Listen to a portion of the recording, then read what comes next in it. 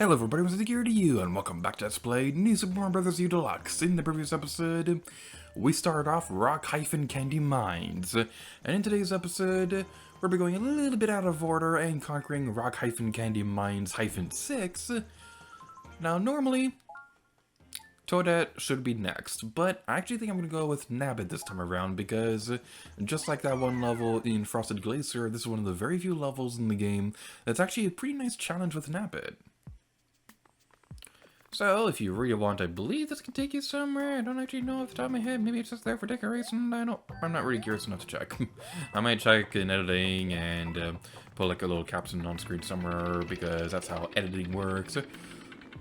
But one thing I want to do right now is I'm going to be quiet for a moment. Not necessarily for the music, but more so for the sound design.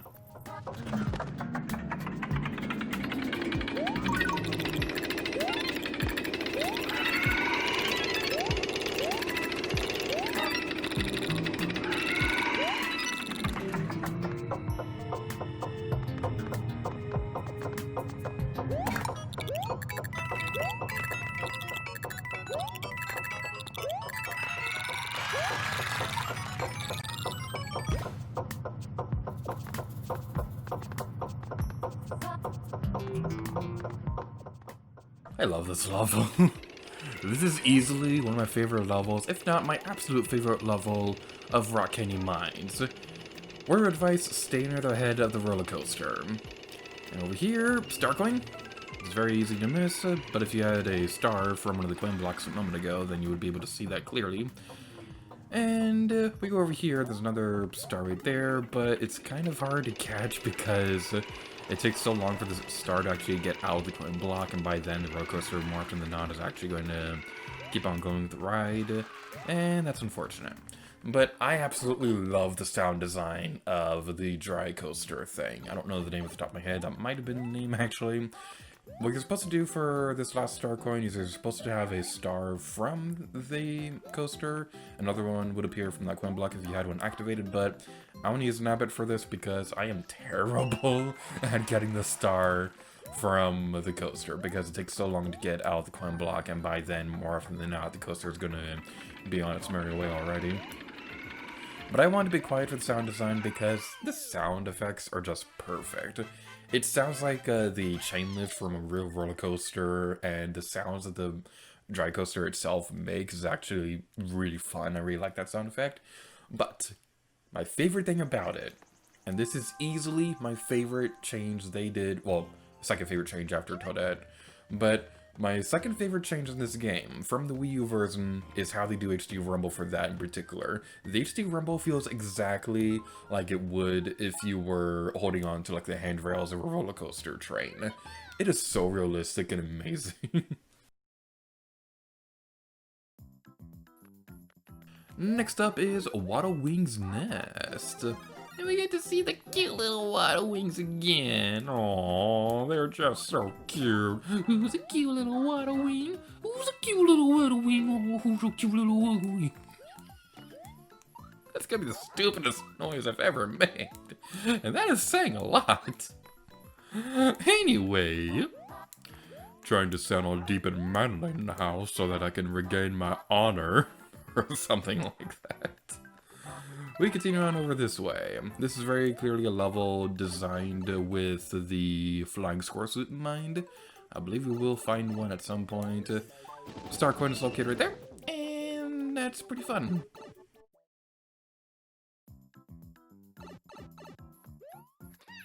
I believe the coin block will contain a flying squirrel suit. No, it's a super ground. Well, that makes sense because we're playing with Toadette.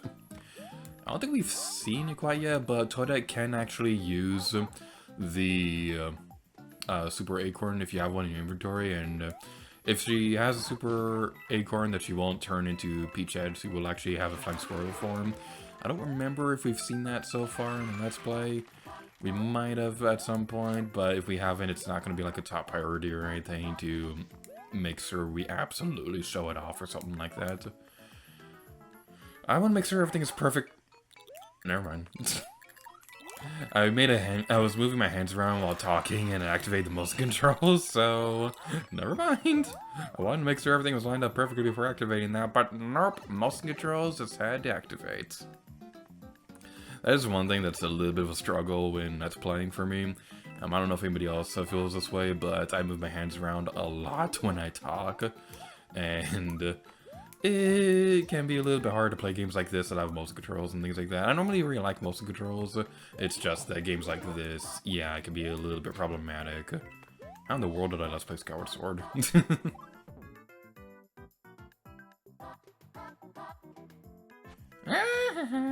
Okay.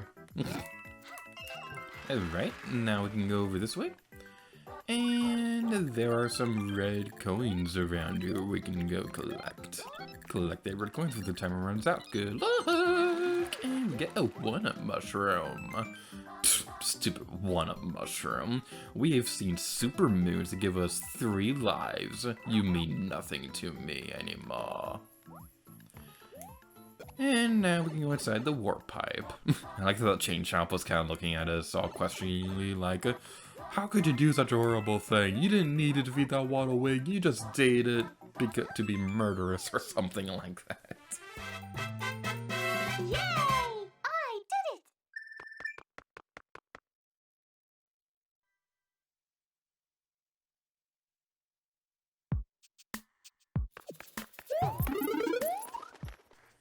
There's some bats around here. Oh no, that's unfortunate. There are zoo bats everywhere. I made a Pokemon reference. Are you proud of me? I'm all hip and cool and stuff because I made a reference to the game that all the kids are clearly playing nowadays. That's what everyone's playing, right? Right? Right? I'm really glad that I'm not one of those Let's Players that play the super overly done games that everyone does. Like, I don't have any... I won't judge anybody who does do videos for games like Fortnite or Five Nights at Freddy's or things like that.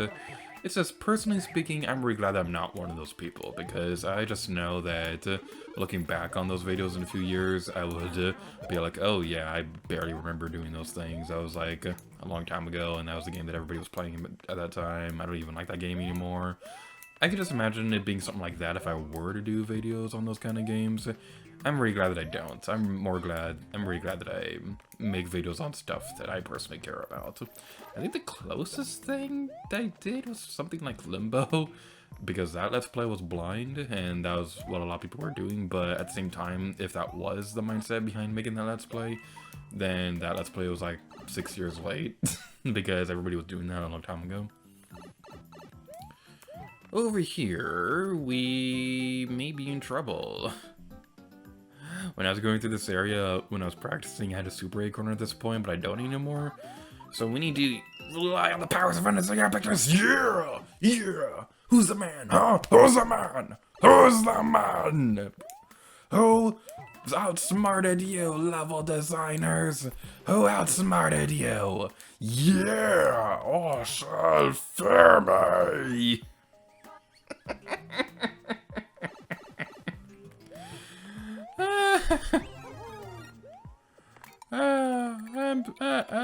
I'm not a normal person. Anyway, we'll continue on over here. I don't think there's anything important inside this warp pipe, but I'm gonna do this puzzle anyway, just for the sake of showing it off, because that's what I do on these videos. I don't think that's close enough. That was barely close enough. Okay, that's good enough. Alright. Yeah. Oh yeah, there's definitely nothing worth mentioning over here. What you want to do is that for this super amazing reward that's totally worth it, you want to have the Bob-omb way over there, and that's your only reward. No secret exit or anything like that, no star coin, star medal, star wars, star allies, or anything like that. Am I screwed? I'm screwed, aren't I? Yeah! I did the thing. I did the thing and I lived to tell the tale. I shall fear me. I'm starting to sound like Proton John during the Runaway Guys Pikmin Let's Play when he was talking for Captain Olmar. Alright then. Okay, real talk, I gotta say, I'm not that jealous of other Let's Players because I have my own style and I don't want to replicate anybody else's video style or anything like that. But if I were to improve one thing going forward, I really wish that I had, like, Proton John or Tom Fox's voice acting capabilities. I think that's one thing that I've gotten a little bit better at over the years, but I'm still nowhere near as good as those other players when it comes to that kind of thing. And this right here, I love this detail. How you can see the bob-ombs going into the red pipe, going into the level. That's such a cute detail. Oh yeah, Mario time!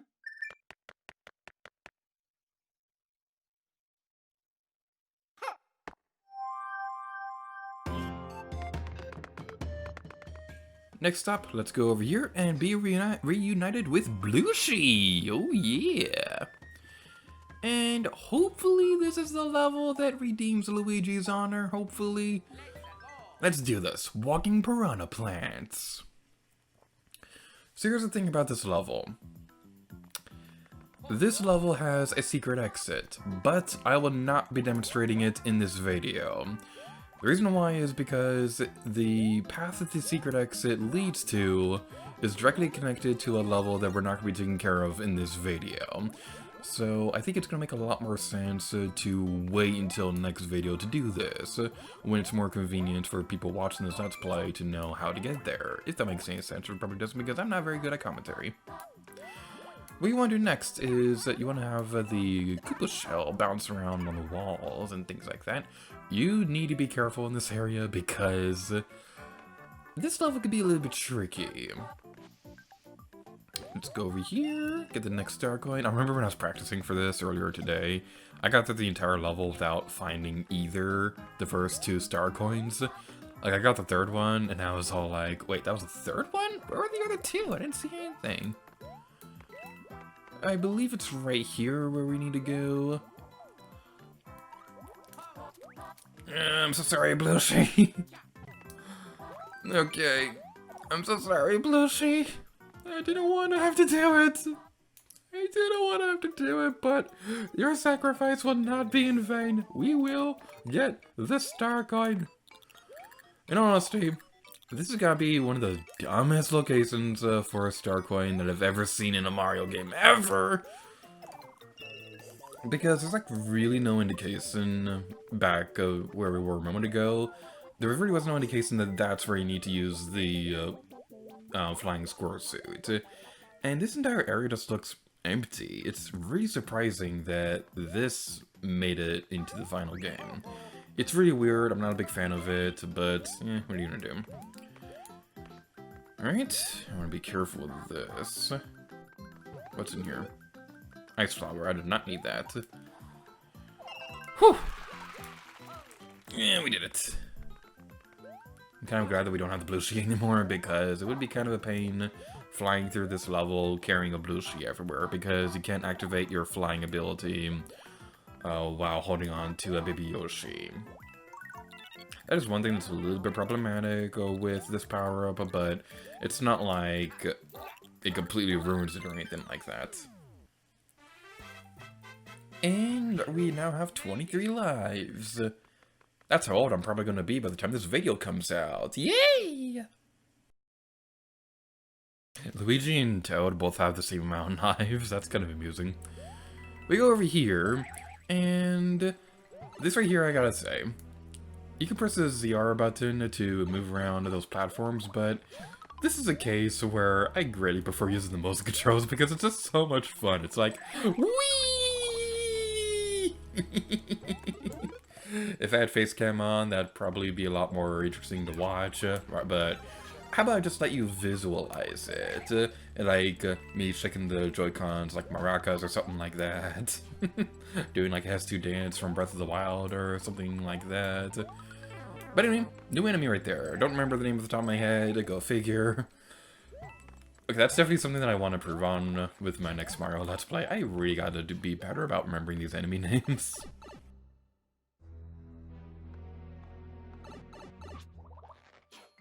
So this right here could be a little bit tricky. What we want to do is that you want to be careful, or you can just do that. I was trying to bounce off of these platforms to get up that way, but we didn't have to, so yay. Ain't that fascinating? Watch out for the fire bars because they're kind of rude. Now, I want to take a moment to really appreciate the animation right here.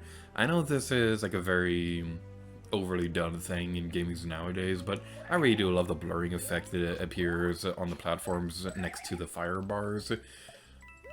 Keep in mind, this was like one of my very first HD consoles ever when this game was available on Wii U. I had an Xbox 360 for a little while, but I never really played it that much. The only games I really played on there were the Star Wars The Force Unleashed and I think the Simpsons game of all things.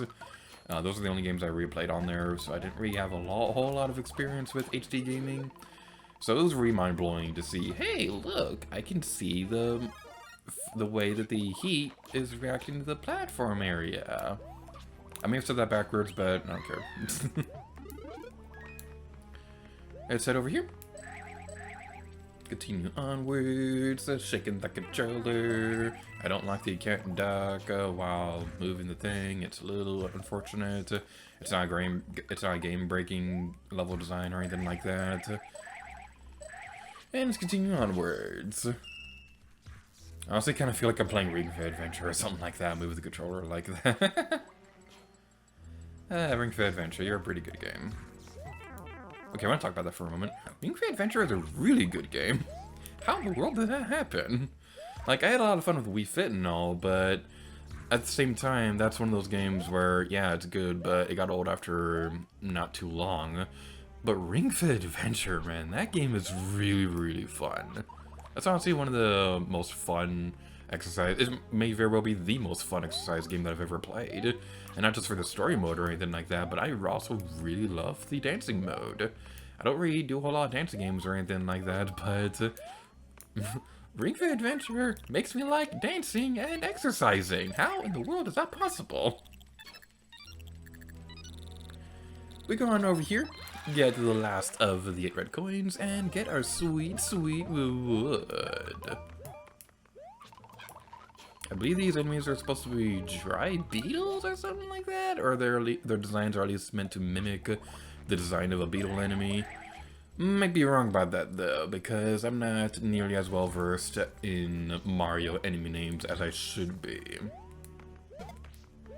Also, well, I do know for a fact that those enemies right there, those are Sumo Bros. We kind of glossed over their existence, and I kind of feel bad about that because they're some of my favorite enemies in the Mario series. I believe something similar made a debut in the Super Mario World, which is pretty fun. Mario World is a really great game, and it's one of my favorite 2D Mario platformers of all time, so any reference to that, except for that forest thing, is alright in my book. And I wrote a book that doesn't reference Super Mario World.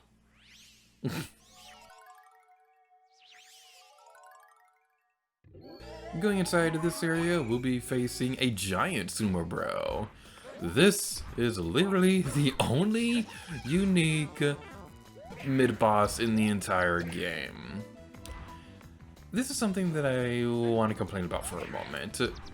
One thing that I really love about New Super Mario Bros. On the DS was that game had very, very interesting and unique bosses for the castles and things like that.